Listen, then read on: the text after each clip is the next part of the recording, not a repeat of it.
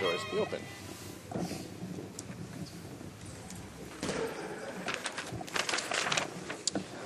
A tabling of documents, dépôt de documents.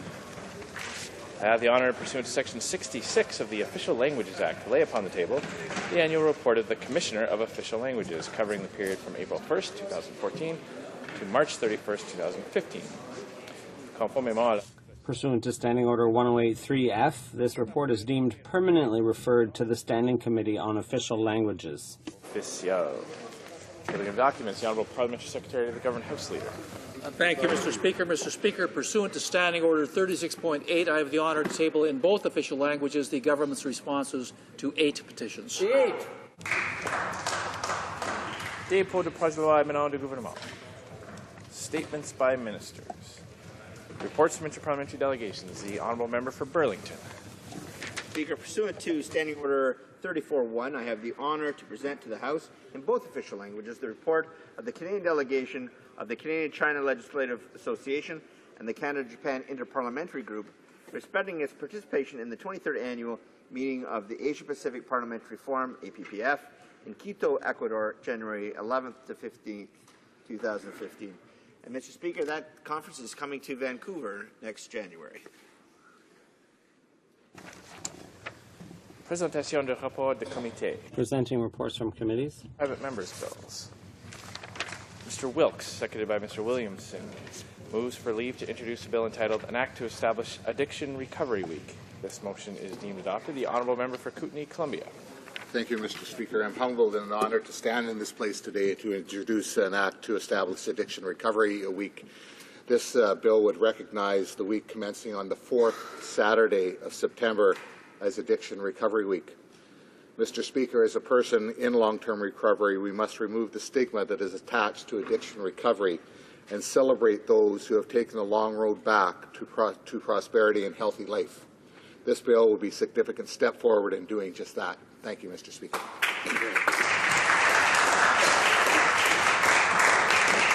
Mr. Wilkes, seconded by Mr. Williamson, moves that the bill be now read a first time and be printed. This motion is deemed adopted. First reading of this bill, première lecture de ce projet de loi. When should the bill be read a second time? In the next sitting of the House.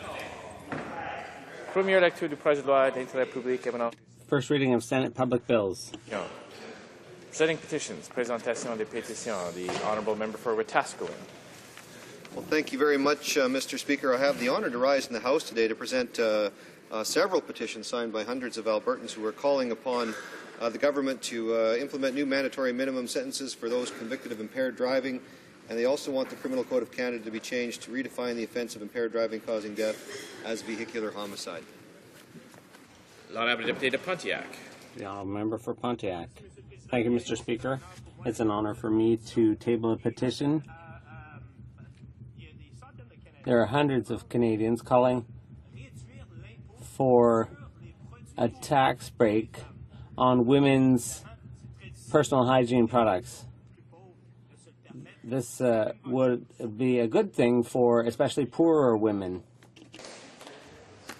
Thank you, Mr. Speaker. I'm presenting a petition today that sadly informs this House that Carmen Myers and Lee Myers, a brother and sister, were tragically killed 10 years apart by 2 separate drunk drivers that chose to drive while impaired. The Myers family was devastated. Families for Justice is a group of Canadians who have had a loved one killed by an impaired driver. They believe that Canada's impaired driving laws are much too lenient. They want the crime to be called what it is, vehicular homicide. It is the #1 cause of criminal death in Canada. Over 1,200 Canadians are killed every year by a drunk driver. Families for Justice are calling for mandatory sentencing for vehicular homicide and for this Parliament to support C-652, Cassandra's Law. Thank you. For London Fanshawe. Well, thank you, Mr. Speaker. And I have a petition that is calling upon the Government of Canada to cease taxation on menstrual hygiene products. The paying of this tax contributes to the financial burden on Canadian households, particularly of women who are struggling financially. It's an essential product, and we and the undersigned want the Government of Canada to extend a 0% GST rate to these important products. The Honourable Member for Victoria. Speaker, I too rise with petitions from people from across the country asking that there be a 0% GST rate on menstrual hygiene products. The honourable member for Sandwich-Gulf Islands. Thank you, Mr. Speaker. I rise to present two petitions. The first is from residents primarily in my own riding, but also from Vancouver area. And they're concerned about AIDS treatments, HIV/AIDS treatments being made available to everyone who needs them. Now, we might have thought this was dealt with, but they point to a particularly highly active antiretroviral drug therapy, a strategy known as treatment as prevention, and they urge the House of Commons to recognize that this is an important aspect and to put forward a national AIDS strategy designed around treatment as prevention. The second petition, Mr. Speaker, is related to the ongoing issue of marine protected areas, how we get them formed and how we take care of them once we create them. Petitioners call on the Federal Minister of Fisheries and Oceans to work with all relevant government branches to simplify communications and responsibilities. Honourable Deputy de Gaspésie. The honourable member for Gaspésie. Thank you, Mr. Speaker. I have the honour to table a petition also against the tax on menstrual hygiene products.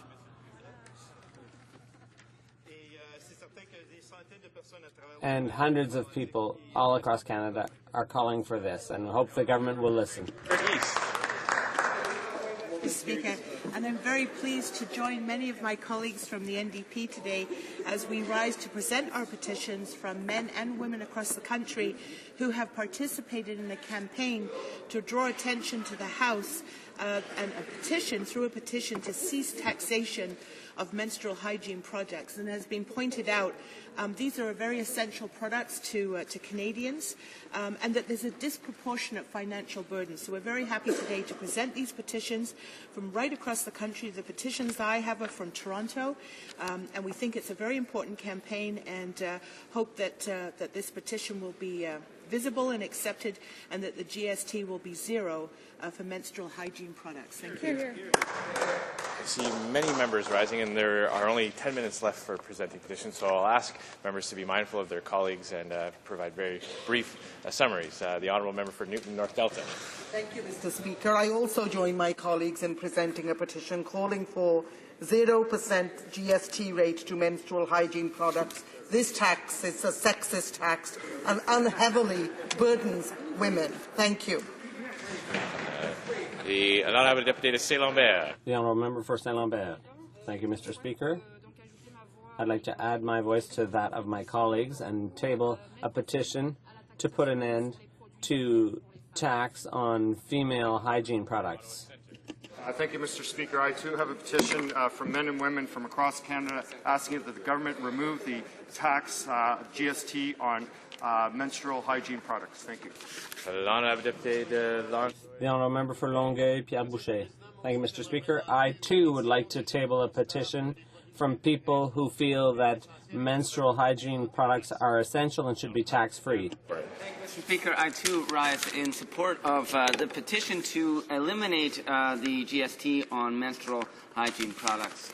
Thank you. The honourable member for Argenteuil-Papineau-Mirabel. Thank you, Mr. Speaker. I join with my colleagues and men and women across the country who are calling for no federal tax on menstrual hygiene products. This is unfair to women. It's a tax that affects only women, so we are asking for it to be scrapped. The honourable member for Shefford. Mr. Speaker, I join with my colleagues in calling on the government to stop taxing menstrual hygiene products. This is a heavy burden for some households. That tax is. Thank you. The honourable member for Honoré Mercier. Thank you, Mr. Speaker. I, too, call for an end to GST on women because we did not choose to have periods, so this is a tax on a product that is of the ultimate necessity. I have the honour of tabling a petition signed by a number of Canadians calling on the government to abolish GST on menstrual hygiene products. The honourable member for Berthier-Masquinongé. petition that asks the Government of Canada to cease taxation on the menstrual hygiene products because women face a disproportionate financial burden because of this tax. So I'd like to congratulate everybody that has participated in this mobilization, and I hope the government will listen to them. Thank you very much. Well, member for St. John's East.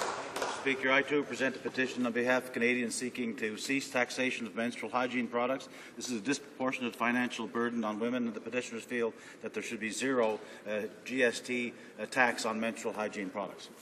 The honourable member for Notre-Dame de Grace-Lachine.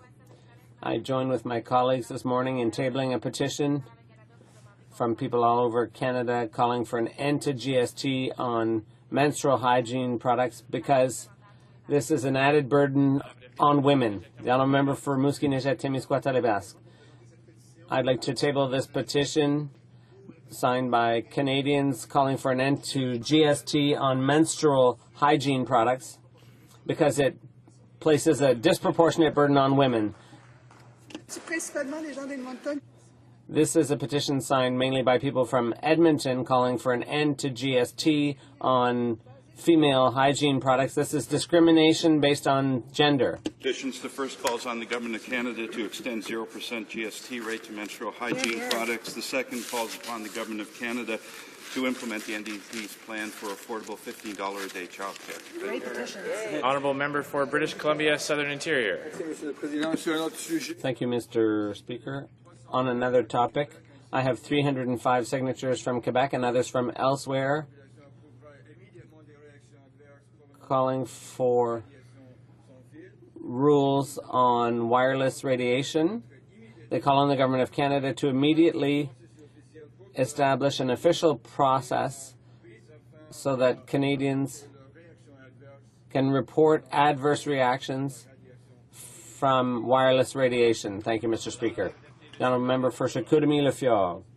Thank you very much, Mr. Speaker. I, too, join with my colleagues in presenting a petition signed by dozens of Canadians calling for an end to the GST on menstrual hygiene products. It's discriminatory, and it places a financial stress on a number of families. I remember for Jacques Cartier. Thank you, Mr. Speaker. I join with my colleagues in tabling a petition signed by Canadians calling for an end to federal tax on menstrual hygiene products. And I have another petition with over 360 of my constituents calling for respect for small farmers to keep, exchange, and use their seeds. Now, a member for Laval. Thank you, Mr. Speaker.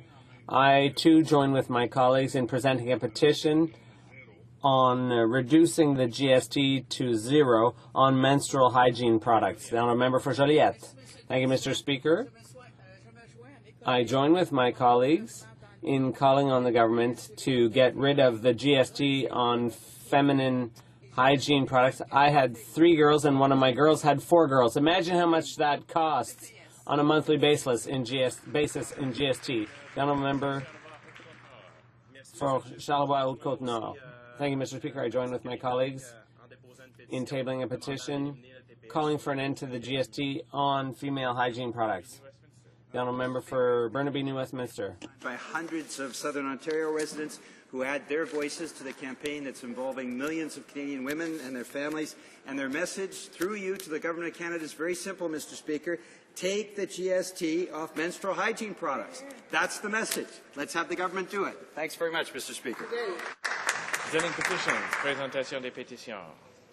Questions on the order paper. The Honourable Parliamentary Secretary of the Government House Leader. Thank you, Mr. Speaker. Mr. Speaker, questions Q 1121 and 1125 will be answered today.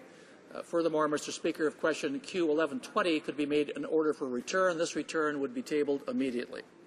Is it the pleasure of the House that question Q 1120 be made in order for return and that be tabled immediately? Agreed? Agreed and so ordered. The Honourable Parliamentary Secretary. Thank you once again, Mr. Speaker. Lastly, I ask that the remaining questions be allowed to stand. And is that agreed? Agreed? Agreed and so ordered. Orders of the day. Order du jour.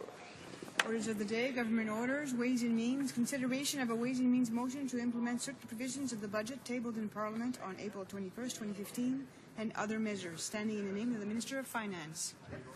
Mr. Van Loan for Mr. Oliver, seconded by Mr. Rickford, moves that a Ways and Means motion to implement certain provisions of the budget tabled in Parliament on April 21st, 2015, and other measures be concurred in. Is it the pleasure of the House to adopt the motion?